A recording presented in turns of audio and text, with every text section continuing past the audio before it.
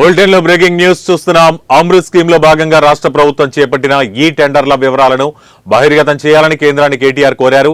నిబంధనలకు విరుద్ధంగా టెండర్లు జరిగితే రద్దు చేయాలని డిమాండ్ చేశారు. నిన్న ఢిల్లీలో ఎంపీలు వద్దిరాజు, దామోదర్ రావు, సురేష్ రెడ్డి మాజీ ఎంపీలతో కలిసి కేంద్ర గృహ నిర్మాణ పట్టణాభివృద్ధి శాఖ మంత్రి మనోహర్ లాల్ ఖట్టర్ తో కేటీఆర్ భేటీ అయ్యారు. అమృత్ టెండర్లలో అవినీతి జరిగిందని ఆరోపిస్తూ 8 పేజీల కంప్లైంట్ లెటర్ ను కేంద్ర మంత్రికి అందజేశారు.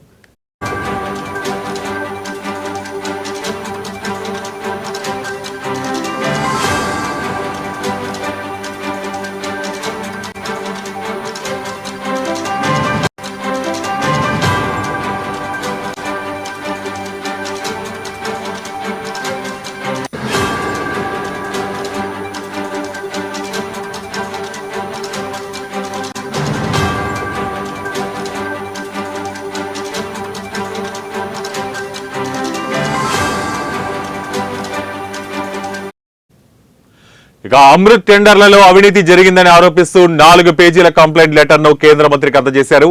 అమృత్ 2.0 స్కీమ్ లో భాగంగా తెలంగాణలో కేంద్రం వివిధ పనులకు దాదాపు 8,888 కోట్లు ఖర్చు చేస్తోందని గుర్తు చేశారు. ఇందులో సీఎం అవినీతికి పాల్పడుతున్నారని ఫిర్యాదు చేశారు. ఆఫీస్ ఆఫ్ ప్రాఫిట్ అనే నిబంధనలు ఉల్లంఘించి తన బావమరిది సుజన్ రెడ్డికి చెందిన సోదా కంపెనీకి 1137 కోట్ల విలువ చేసే పనులను అప్పగించారని పేర్కొన్నారు. తన బావమరిది కంపెనీ అనే ఒక్క కారణంతోనే పనులను కట్టబెట్టారని ఆరోపించారు.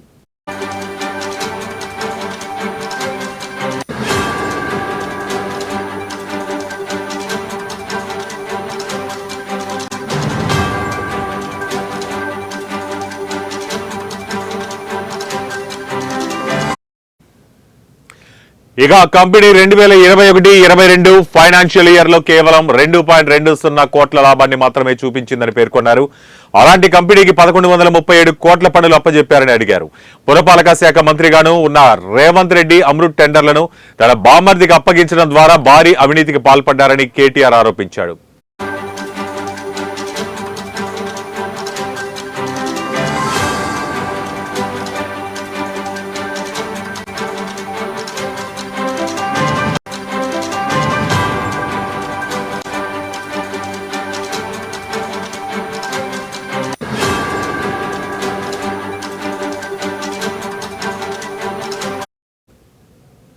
బ్రేకింగ్ న్యూస్ చూస్తున్నాం. అమృత్ స్కీమ్ లో భాగంగా రాష్ట్ర ప్రభుత్వం చేపట్టిన ఈ టెండర్ల వివరాలను బహిర్గతం చేయాలని కేంద్రాన్ని కేటీఆర్ కోరారు.